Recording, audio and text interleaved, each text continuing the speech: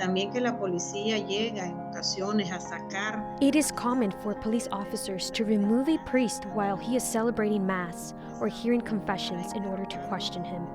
A special meeting of the Organization of American States to discuss political and religious persecution in Nicaragua, where the situation is getting increasingly dangerous for Catholic priests serving the needs of the Catholic populace. That we all have a specific purpose. I believe a big part of my purpose is fighting for people that can't fight for themselves. The Tebow Foundation fights to help the vulnerable against human trafficking. We sit down with the president of the foundation to find out what you can do to be part of the mission. We are perhaps the first civilization in recorded history to be moving in the direction of a complete secularism. And an exclusive TV interview with Bishop Robert Barron about his new documentary exploring architectural beauty that can bring us closer to Christ. EWTN News in Depth starts right now.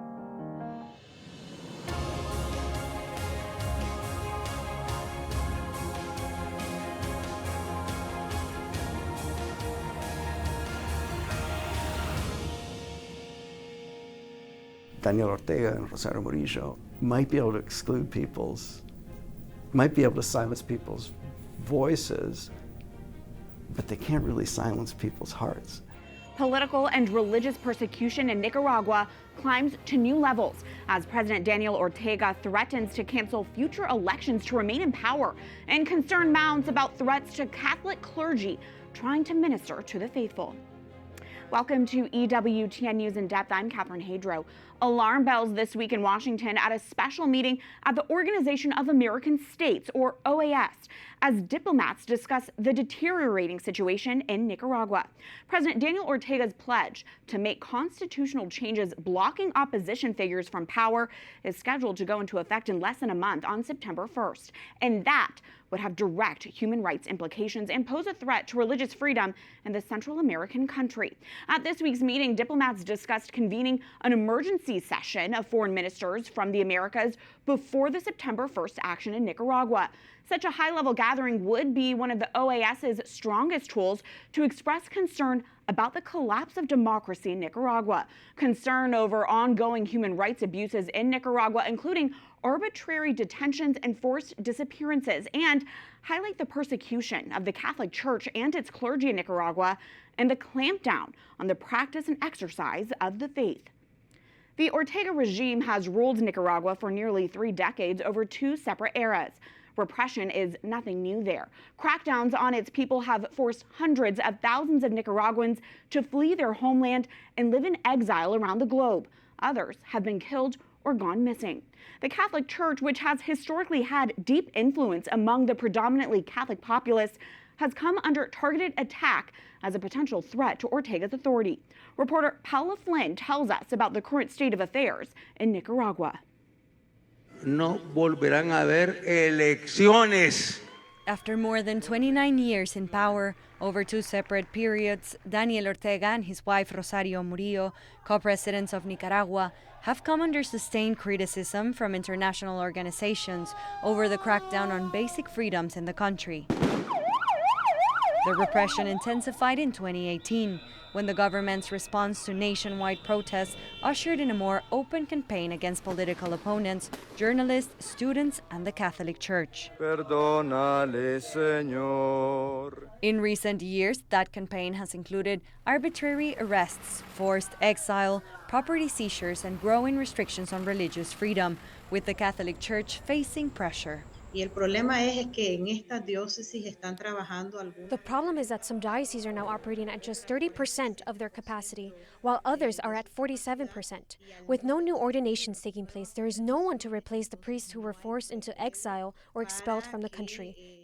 This is creating a serious problem for both parish communities and lay Catholics. They can no longer attend Mass every day as they once did.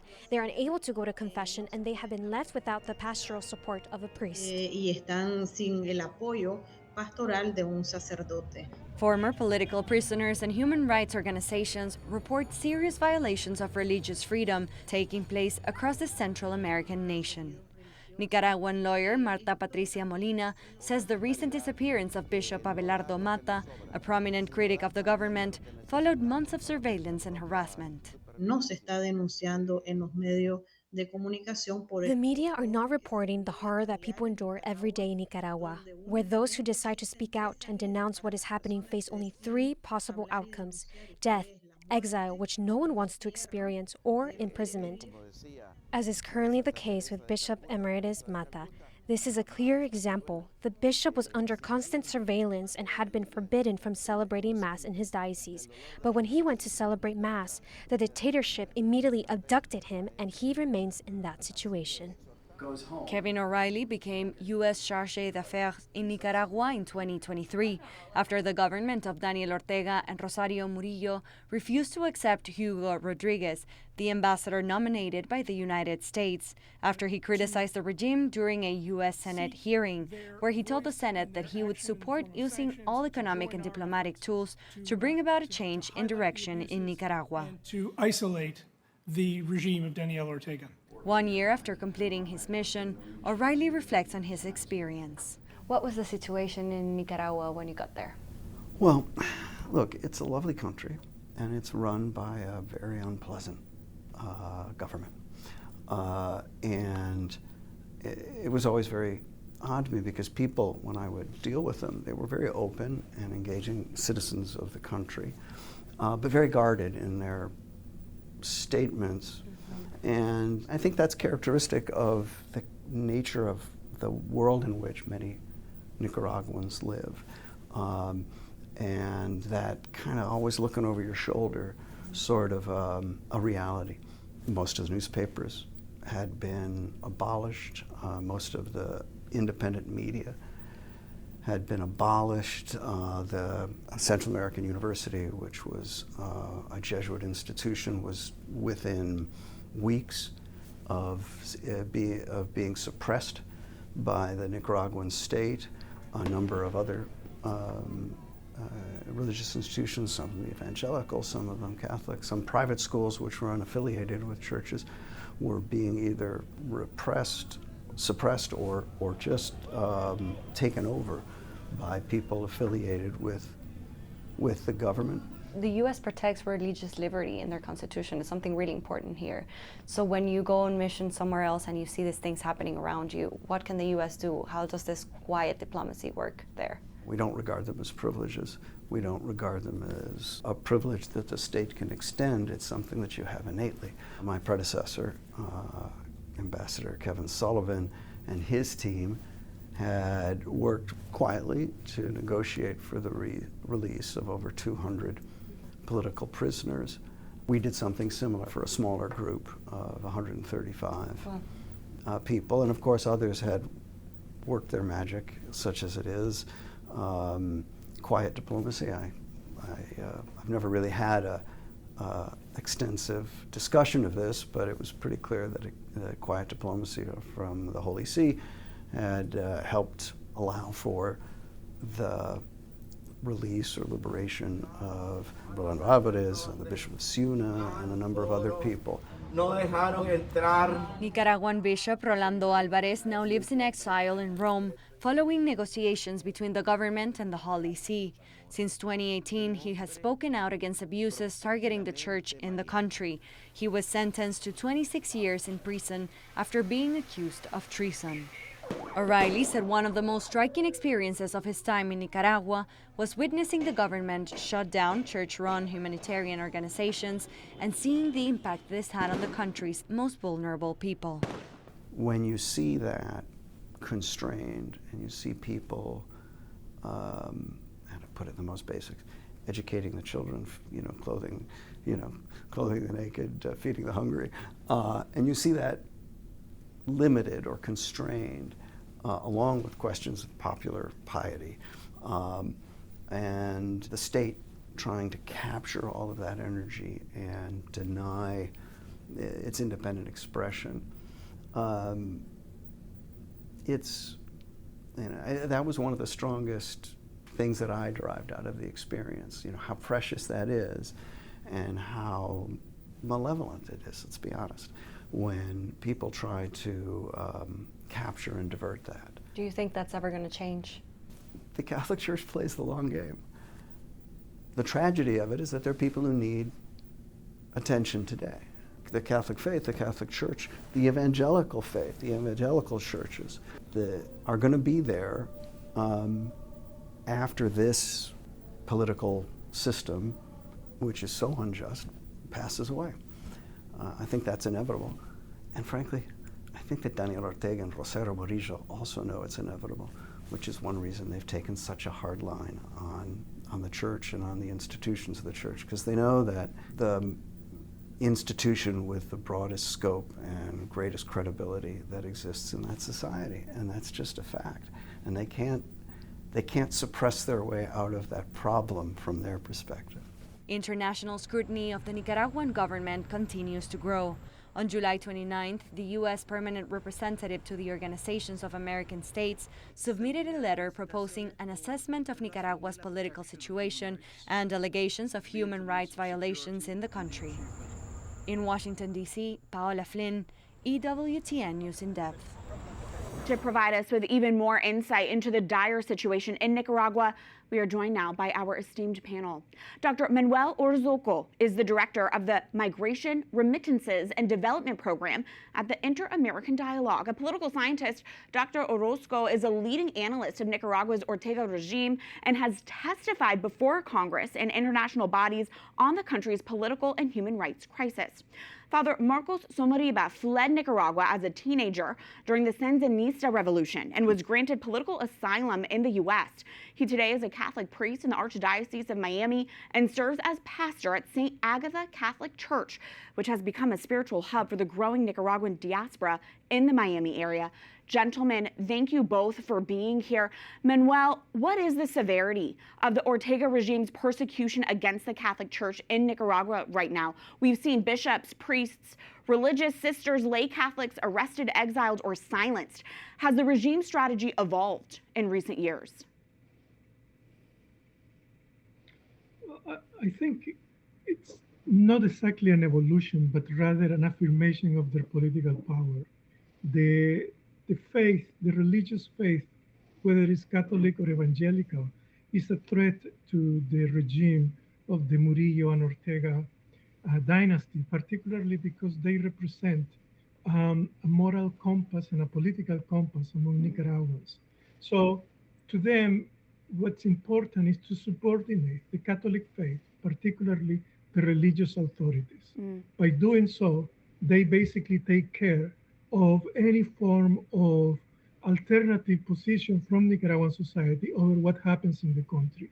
And then the persecution, the expulsion, the vigilance that takes place is just a subsequent step to this basically form of totalizing control into the society.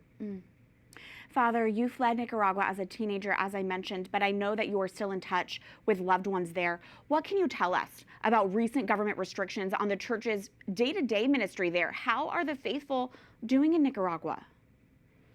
They're very filled with fear because of the oppression and the threat of putting them in jail. There's 3 roads to take. It is you'll shut up, be with us, be in jail, kicked out of the country, or be killed. That's the options that they are. So people are playing it, safe into watching what they write, watching what their opinion is in the media, like in Facebook and all that, because they have a special department on the 2nd floor of the communication department of the government, vigilante, all vigilante to everybody who, whatever they say, whatever they post and all that. So if they go out of the country to visit families abroad, and when they come back, they have to be checked in. And if they have said something against the government, they're totally out of the country and they take away their citizenship and they leave them in limbo. Wow. It's alarming just hearing about that reality that's being lived there. Manuel, tell us more about the Catholic Church's important role in Nicaragua amid this dictatorship. Why does the regime see the church as a threat and as a primary target? Well, the foundation of this is that in Nicaraguan political culture, religious faith is an intrinsic component of the beliefs of what social order entails. So in that context, the the belief becomes a moral and political compass. And of course, issues relating to justice, issues relating to freedom, to the right to exist, are tied to the Catholic faith. So anything that you do that goes against that is perceived as a threat. And to the regime, they have decided to transform the image of Daniel Ortega as a figurehead of divine qualities. And so the Catholic hierarchy is threatening to them, and so is the Catholic beliefs among Nicaraguans. So this is basically the reason why there is persecution on a day-to-day basis. Father, Nicaragua's 80-year-old Bishop Abelardo Mata was detained twice by police in late June after praying for the persecuted church in Nicaragua during a mass he celebrated. His whereabouts are still unknown, though the dictatorship has stated he's at home. Father, how concerned are you about Bishop Mata's well-being right now? I am very concerned, especially because of his age. He has a heart condition, he's diabetic, and I think just because his voice and defend the people, he has always been pro-people, and his diocese, he was like, a great bishop, and leading his people in social justice and also claiming for them human rights. And once he went to Matagalpa, or like to Esteli, to say a mass, and he had no permission to do that because the government even controls, what you have to preach, whatever you have to say. So what happens? They hiding him, they kidnap him, and we don't know anything. We're trying to find out through sources and all that, where is he and how is he? And these people are capable of doing this. If they did it to their own people, they can do it, to those who are opposed to. So we fear for his life. Yeah, and I will say our news team is absolutely monitoring that case as well. Manuel, in alarming comments, Nicaragua's President Daniel Ortega recently said his country will not be holding elections anytime soon. Do you see any room for diplomatic engagement with the Ortega government, perhaps even from the Holy See, or is that door just completely closed? Well, it's not closed because there is always room to talk. But the first step is to identify what is the proportional response that you can exert over a regime that basically has become like a tropical Taliban in the Americas. And that's where basically your situation becomes more complicated because your options are very limited. And some of them involve coercive measures that include stringent sanctions, economic blockades, pressure directly into the wealth of the regime, and even physical extraction. Therefore, the international community needs to establish what is the right proportional response, and then offer that pressure as a means to negotiate an exit of the regime. But really what your viewers need to understand is the Talibanistic nature of this regime. And that explains by itself why so much persecution against people of the faith. Father, Auxiliary Bishop Silvio Baez of Managua has been exiled from Nicaragua, and now he regularly celebrates Mass at your parish in Miami. How is he doing, and what insight have you gained about the life of Nicaraguan priests and bishops today from him? Bishop Baez is a beacon of hope for our people. Really, every time he opens his mouth, he talks not politically or anything like that. He talks about social justice, about the right of the people, saving life, especially those young people who have lost their life. Somebody got to denounce it. It's not only to announce, but also to denounce. I remember he telling me after the meeting with Pope Leo XIV on August of last year, the first question of the Holy Father was to the three priests, to the three bishops, how are the people? And they explained to him. He was very concerned. He's very much in tune. He knows what's going on. And I think, he has a ways to work on this out. But Bishop Baez has been a voice, and also he has been like a rock in their foot, in the shoe. Right. To the point that he has been called to be an antidote to their bloodstream. Wow. Incredible. Wow. God bless him. Manuel, what is the significance that this week the Organization of American States announced they may seek an emergency foreign minister session on Nicaragua? Is there an increased sense of urgency right now? And is there a specific action you would like to see regarding a response to this crisis? Well, I think the Latin American community is very struck with difficulty in finding the right solution with dictatorships in the 21st century. And basically in the Americas, you're dealing with Cuba and Nicaragua predominantly. And it's a difficult challenge because within the context of the Inter-American system, the principle of non-intervention prevails. So they try to reconcile the human rights agreement that involves the right to elect through popular will versus non-intervention, and that's what keeps them stuck. So the way out of this basically involves a unilateral response by each member state of the Inter-American system and homologuing all of the sanctions that the United States, Canada, Switzerland, the United Kingdom, the European Union, among other countries, have imposed on the Nicaraguan regime and uses that as a first step measure to put more pressure on the regime. Father, finally, how has your church community in Miami been responding to these reports coming out of Nicaragua? Many of your parishioners are from there and have loved ones still there. They're very worried, and I think they pray a lot, because there's one thing that they have not taken away from the Nicaraguan people is their prayer, the inner life. They might be to oppress them and all that, but my community is also like, an antibody to this government, to this regime, because we voice, we speak, and we say it, and we call it, and the people come here. St. Agatha has become an oasis, like for people to come and refresh and find strength, especially from the spiritual leaders that we have, 3 Nicaraguan priests and then the bishop. Gentlemen, I thank you both for just your insights on this dire situation. Thank you for joining us. Thank you. God bless. Thank you. Stay right there. We're just getting started on this edition of EWTN News In Depth. These predators are not who you think they may be. They're not the person in the dark bedroom or in the basement. They're your neighbors. They're your family members. They're your police. They're your churchgoers. They're your teachers. You have to be aware of who you put your children around and who you allow access to your children. A video warning from the Tebow Foundation about the insidious nature of human trafficking. A talk with the foundation's president about what the organization is doing to combat it. The purpose, as always, is to evangelize. That's always the purpose, is to bring people to Christ. And the building itself is a great symbol of Christ. Inspired by the tragic fire at Notre Dame Cathedral, Bishop Robert Barron takes us on a journey through 5 of France's most iconic Gothic cathedrals and Word on Fire's latest documentary. He joins us for an exclusive TV preview coming up.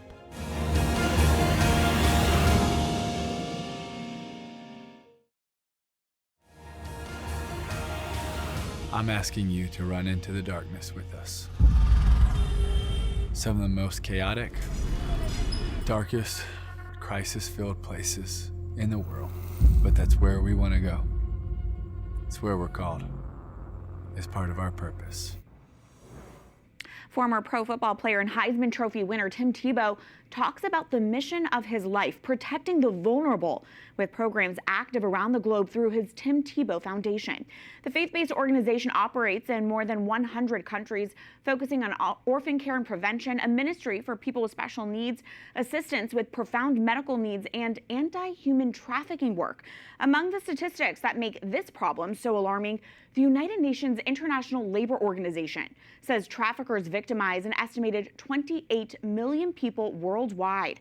About 77% of those victims provide forced labor in agriculture, domestic work, and cyber scam operations. About 23% are forced into commercial sex trafficking. Within that sex trafficking group, about 78% are women and girls, 22% are men and boys.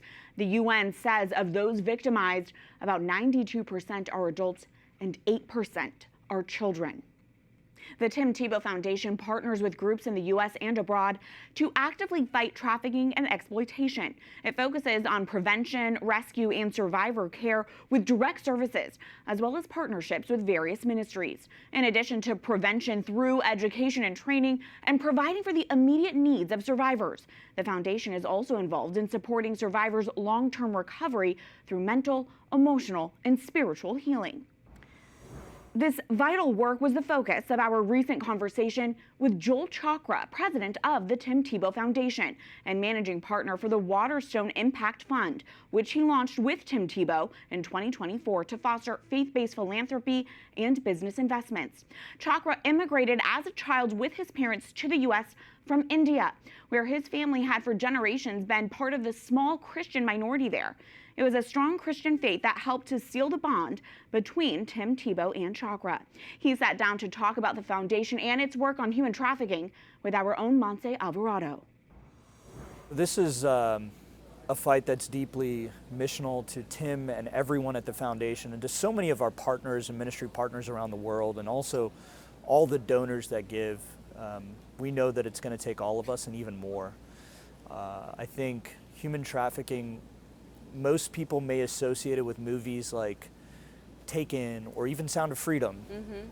And while Taken is probably a really bad example, that's made for Hollywood, Sound of Freedom is a good example. It's not the whole truth. And so when we think about human trafficking, we think about everything across the spectrum, including labor trafficking, right? Which is why we see those signs at so many airports of like, are you here on your own? Do you have plans? Are you holding your own documents? Yeah, and oftentimes trafficking is done by those that are closest to them. You know, we've been a part of some really harrowing stuff that's done by a lot of our ministry partners around the world. And what most people don't know, that it's either a mother or a father that's in a tough economic situation that has trafficked their child, or just really evil stuff that happens. You know, there's also the layer of exploitation that's on top of trafficking. And so if you look at the numbers across the world, they're staggering. You know, I don't think most people realize how big the problems are, but this is, you know, the United States is probably the largest funder of it around the world. And so we've got a problem in our own backyard, which then affects countries around the world.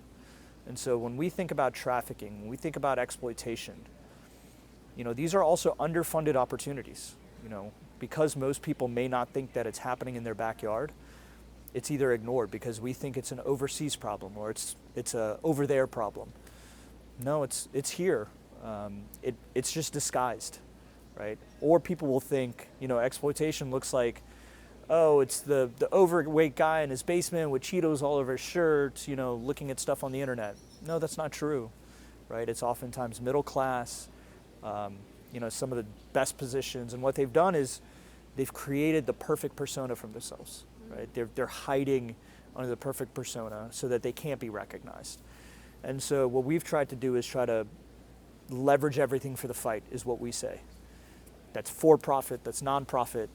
How can we be a part of creating a movement that says that every available person and every single resource that's there, we're going to use all of it to go rescue every man, woman, boy, and girl that's lost and forgotten.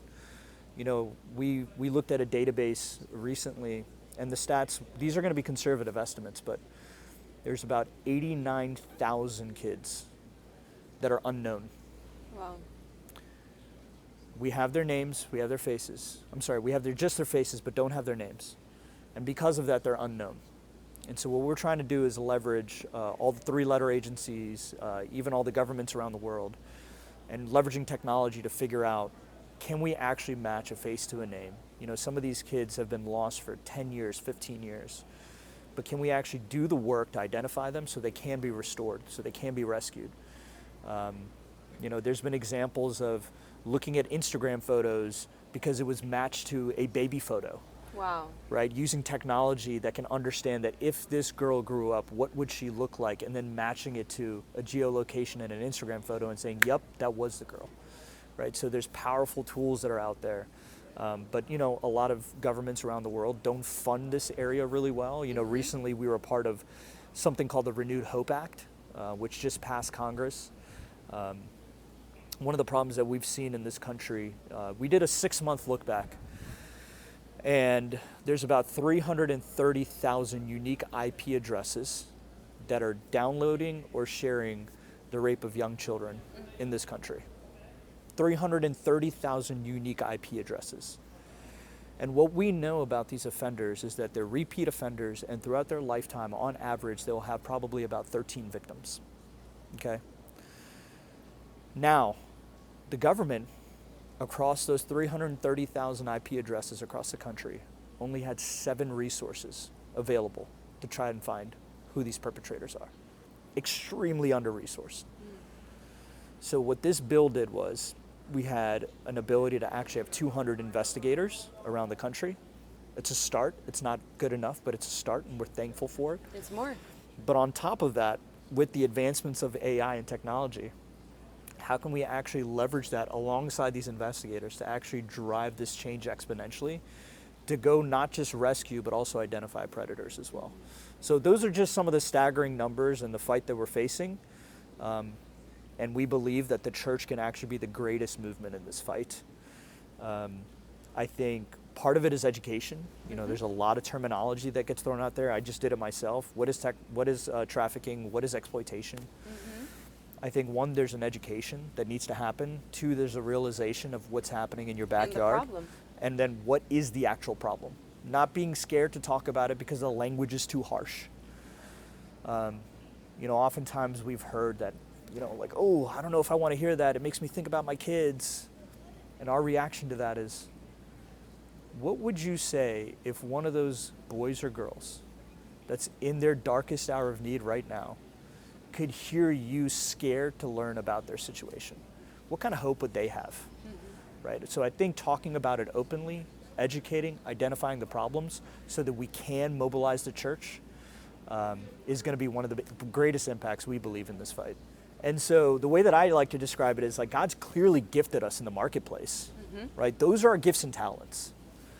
But what has God actually moved our heart for? And for me and Tim, what he's moved our heart for is to actually go serve the most vulnerable people around the world. And so, you know, we don't want to negate anybody from this fight, right? If somebody says, I'm a business owner, how can I be in the fight for trafficking? Here's a very clear example of it. You know, if you're maybe not interested in giving to a nonprofit, great, leverage your business. Because of that business, you have influence in the places that God has given you. Be that influence, be that voice for us. You know, if you want to give to the nonprofit, if you want to give to the foundation, awesome. But there's other strategic ways that we can leverage where I think that God would be pleased either way, right? I think all of these things are forms of worship because we know that we care for the children that God has placed on this earth. So let's just leverage all of it. And the other thing too is make sure that people don't feel like they have to be left out of this fight because maybe there's something that I don't know about it, right? So we really try to educate in that way too, to make sure that people feel that they can be loved, they can be brought in a unique way, and that everybody has a talent that can serve in this fight. An all hands on deck approach. All hands on deck. To solving the big problems. Thank you so much, Joel. You're welcome. If you would like to learn more about the Tim Tebow Foundation's work on human trafficking and how you can become involved, please explore the organization's website at timtebowfoundation.org. News headlines are next in the Week in Review.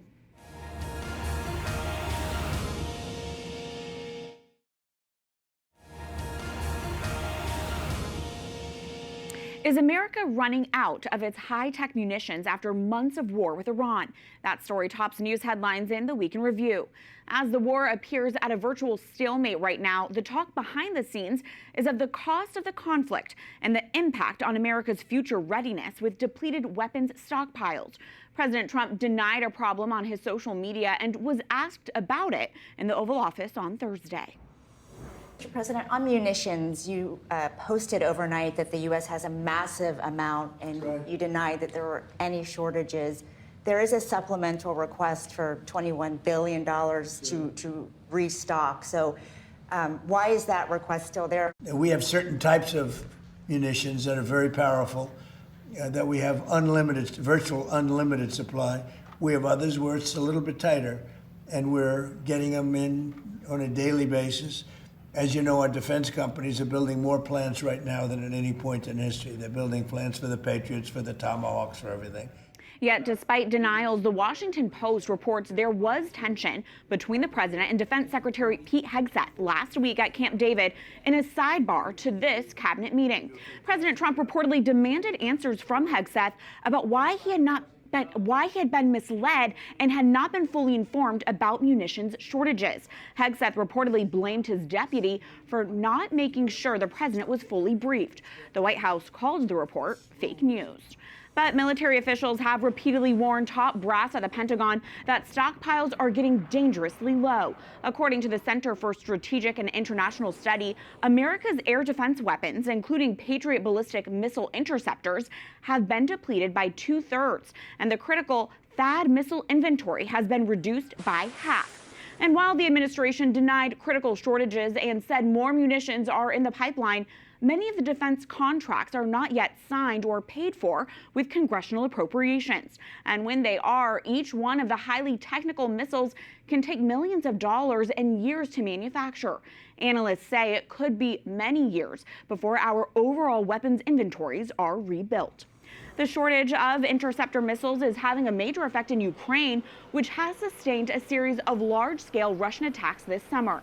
U.S.-made Patriot systems are the only air defense system Ukraine has to shoot down Russian ballistic missiles, making large Russian volleys like this one on Wednesday hard to stop.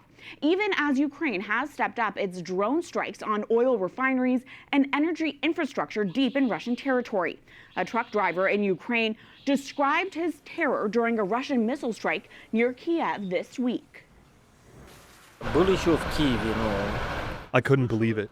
I'd already been in Kiev and had heard explosions before, but nothing like today. You couldn't even hear that it was a missile. I don't even know what it was, but you couldn't hear the missile itself. The blast wave just hit the cab. It's a good thing we managed to get out of the truck.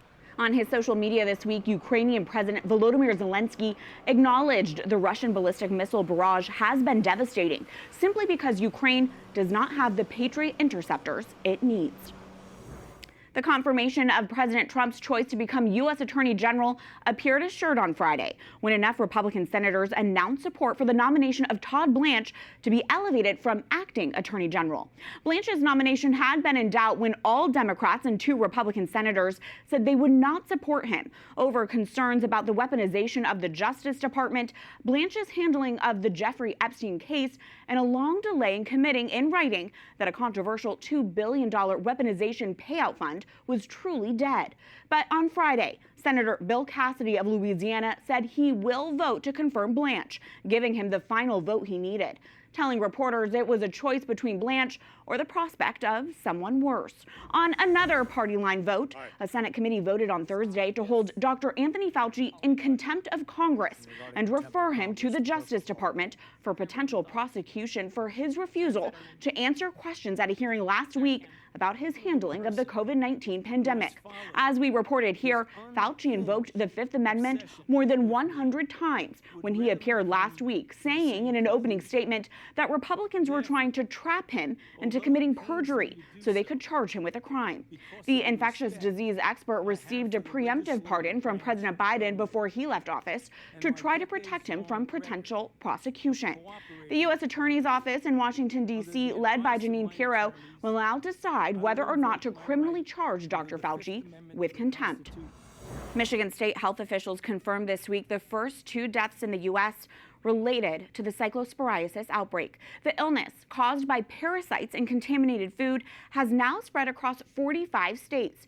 Doctors say it's rarely life-threatening, and the 2 people who died in Michigan had underlying health conditions that may have been impacted by the intestinal illness. Yet more than 25,000 people across the country have reported getting sick, and more than 300 have been hospitalized with severe gastrointestinal symptoms and dehydration.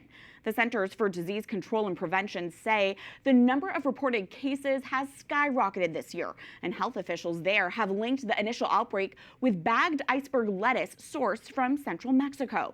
Those who have experienced cyclosporiasis confirm it is very unpleasant.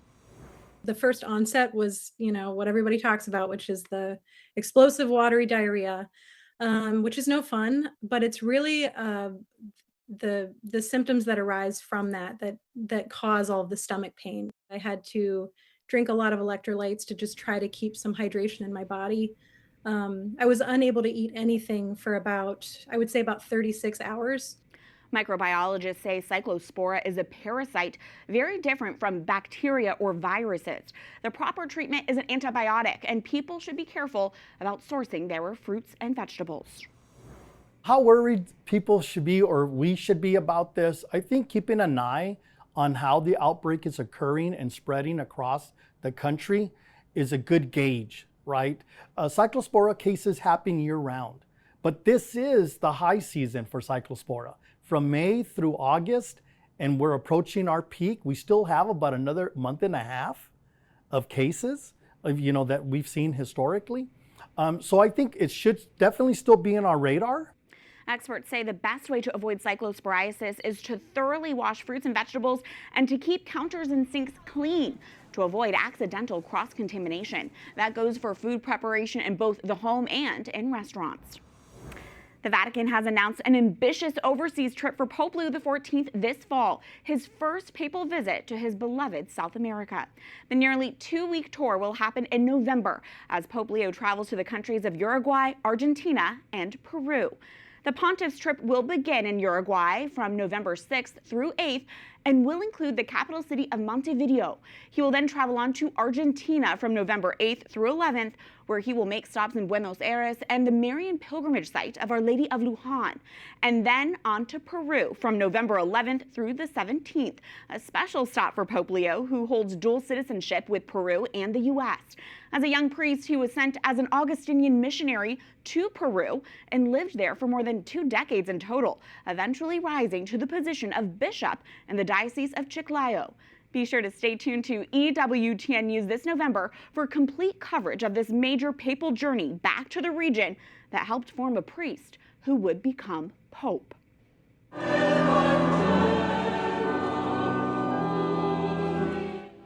Pope Leo made a short one-day trip this week to pray at the tomb of St. Francis, located in the crypt of the Lower Basilica in Assisi, Italy. Earlier, he attended a youth meeting marking the 800th anniversary of the death of St. Francis. Pope Leo encouraged the more than 2,500 young people to be inspired by St. Francis and to go out into the world to fight injustice and arrogance that denies the dignity of dreams to too many children of God. Delle migliori energie della vostra magnifica umanità. Unite the best energies of your magnificent humanity. Studies, skills, work, friendships, love, prayer, updating in different ways the vision of Francis. I imagine the prayer often attributed to him is dear to you, a text from the last century. Lord, make me an instrument of your peace. Where is hatred, may I bring love. Where there is offense, may I bring forgiveness. The young people from across Europe braved 95-degree temperatures to see the Pope. Their 4-day rally brought them together to share experiences and attend formation sessions and to pray. And in the summer heat of Italy, snow fell this week inside the Basilica of St. Mary Major in Rome. White rose petals dropped from the ceiling in the annual reenactment of the miracle of the snow from the 4th century. That's when a wealthy Roman couple prayed in August to the Virgin Mary, who told them to build a church where they found snow the next day. And that very spot is where the Basilica of St. Mary Major was constructed. It is one of 4 papal basilicas in Rome and where Pope Francis chose to be buried last year. A focus on centuries-old places of worship and their magnificent architecture when we return. We thought to really show off these buildings, it's got to be on the big screen. Next, our exclusive TV interview with Bishop Robert Barron as he previews Word on Fire's first ever theatrical release, a film meant to inspire and enlighten you. We'll be right back.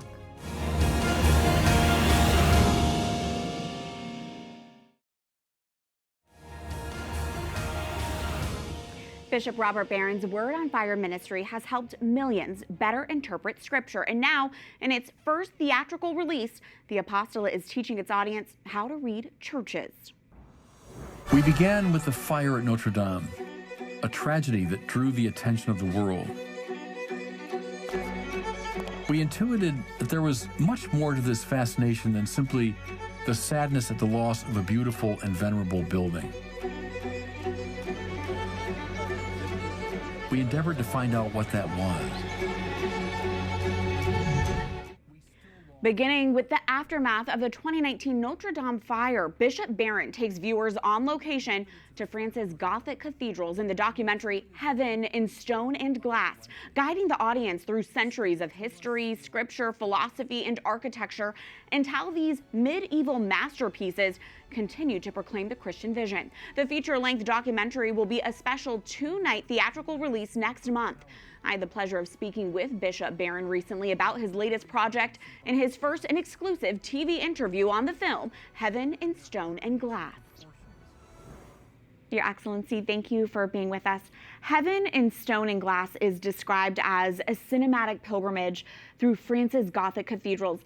I want to go back to April 2019 when a fire broke out under the eaves of France's most famous, if not one of the most famous, world cathedrals, the Notre Dame Cathedral's roof, engulfing the spire and most of the roof. Your Excellency, why did that event capture the world's attention the way that it did? I mean, the devastation from the fire was gripping. That was the question I sought to answer in this documentary. Because it broke my heart when I heard that Notre Dame was on fire. I studied in Paris for 3 years. I lived about a 15-minute walk from Notre Dame. I used to give tours there every Wednesday at noon. I knew that building very well. It was a touchstone for my own spiritual life. So when it was on fire, and I discovered, through the TV, the extent of the damage, it was heartbreaking. But even beyond that, I was struck, as you say, by the worldwide reaction to it. And I thought, it's more than just, hey, we might lose this, beautiful old building. I think people were sensing something. They were sensing the loss of a spiritual touchstone, that building stood for the aspiration toward the transcendent. And I wanted to explore that in the documentary, to talk about the theology and spirituality of the Gothic buildings. And you are one of the great modern-day Catholic evangelists of our time, using your preaching, your words, using media. But Your Excellency, tell us, why and how is it that architecture can powerfully evangelize? Well, they took that for granted that it should. Now, see, the church I came of age in had kind of de-emphasized architecture. There was a document in the 1970s called Art and Environment in Catholic Worship. It said something like, the building is just the skin of the worshiping assembly. We see the idea there. It's like a tent that you put up and the people come in and they worship, and then you strike the tent, you move on. That it's so de-emphasized, the building. Now look, I get it. The people are the church. I understand that. But see, medieval and classical people would have also seen the building itself is meant to evangelize. The building itself should be so filled with Christian symbolism that someone could walk through it, even, mind you, someone illiterate, as most people were at that time, but they could read the building in such a way that they'd be evangelized by it. That beauty is a bearer of truth. See, it's a great Catholic principle. And the Gothic churches sing that truth. In a way, I think I was responding to the way I was formed, which was very much with, emptied out churches and hyper simplified modernistic structures. And when I was a student over in France, those Gothic churches sang to me in a way that churches that I grew up with never did. And so I still want to celebrate that. And to your point, I mean, during the Middle Ages, stained glass windows acted as the Bible in pictures, communicating scripture, especially to those who didn't have access to scripture or were illiterate.